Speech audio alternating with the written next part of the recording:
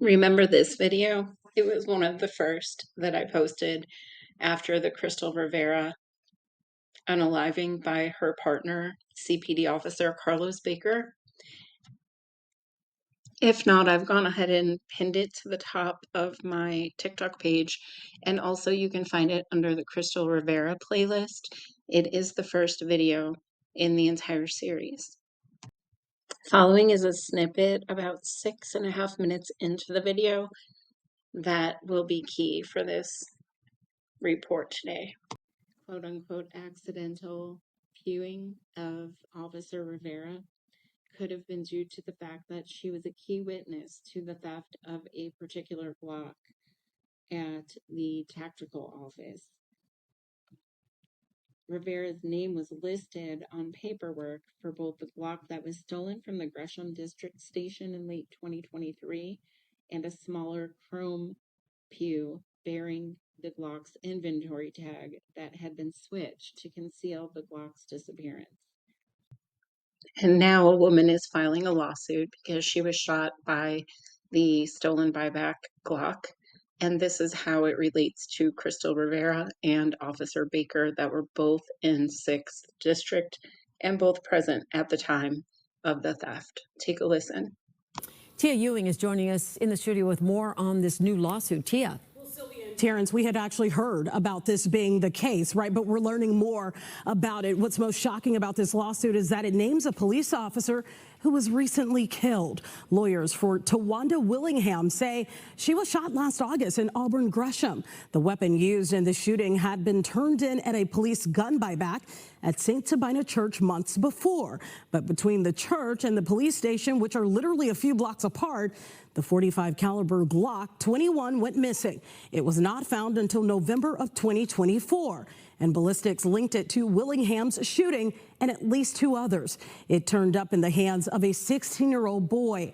Fox 32 Chicago has the lawsuit in our hands right now. We know the lawsuit was filed this week, and it mentions Officer Krystal Rivera, who died in June from friendly fire. Her name was on the inventory records, but she was cleared during an internal investigation. The lawsuit doesn't name her as a defendant. Instead, it blames, quote, unknown police officers and the city of Chicago for trying to cover up the gun theft. The teen who had the weapon has not said exactly where he got it from, but he did plead guilty in April to illegal possession of. Now, it is important to note a Sergeant Robert Brown Jr., who was the sole supervisor at the St Sabina buyback event, attempted to cover up negligence on part of CPD by telling investigators the Glock had been tagged, quote, by members of the St Sabina Church, end quote.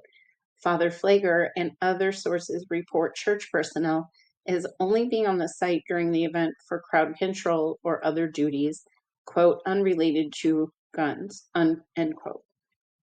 CPD detectives suspended a criminal investigation into the stolen gun, quote, pending any new investigative leads, end quote.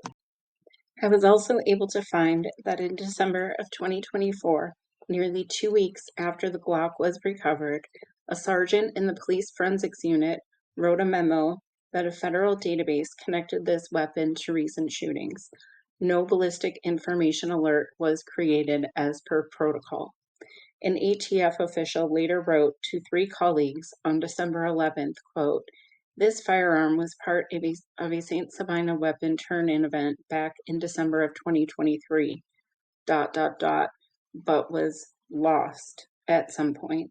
Then it was used in a few shootings and recovered again, end quote, ending the memo with, quote, yikes, end quote.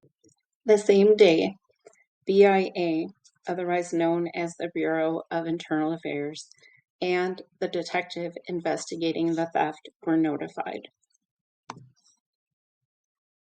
It seems no one was ever charged in any of the crimes in which the Glock was used, and the police sergeant that supervised the gun turn-in event where the firearm disappeared was suspended for 1 day for, quote, failure to adequately secure and care for department property, end quote.